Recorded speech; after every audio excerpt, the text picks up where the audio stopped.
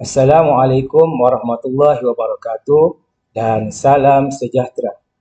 Bertemu kita kembali dalam sesi pengajaran dan pembelajaran Bahasa Melayu Tingkatan 3 bersama saya, Cikgu Muhammad Zulkirman bin Muhammad Zaid. Baiklah, kita teruskan dengan topik seterusnya, iaitu tema. Cerpen ini bertemakan kesungguhan seorang anak kepada peniaga tapai ubi untuk membuktikan bahawa makanan tradisional itu mampu menjadi penawar kepada penyakit berbahaya.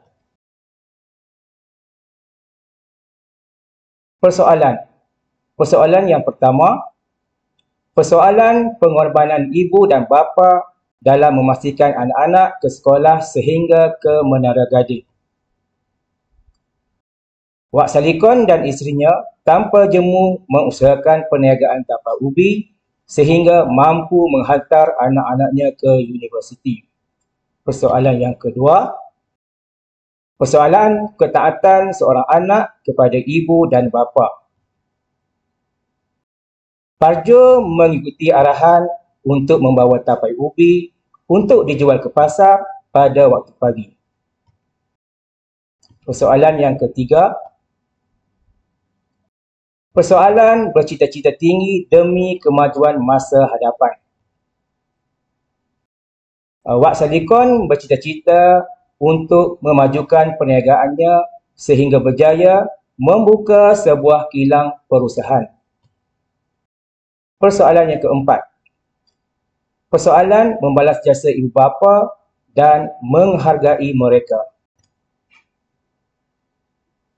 Parjo menjawab soalan wartawan bahawa ibu dan bapanya adalah sumber inspirasi kejayaannya dalam membuat kajian tentang tapai ubi sebagai salah satu makanan yang dapat mengurangkan risiko kanser. Kepentingan laras bahasa cerpen. Laras bahasa memainkan peranan utama dalam menyampaikan mesej, membina watak dan mencipta kesan emosi kepada pembaca antaranya.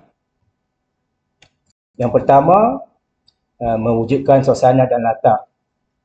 Laras bahasa yang sesuai boleh mencipta sesuatu tertentu seperti sedih, gembira, tegang atau misteri. Kepentingan yang kedua, membina dan mengembangkan watak. Watak dapat dikenal pasti melalui gaya percakapan atau cara bertutur.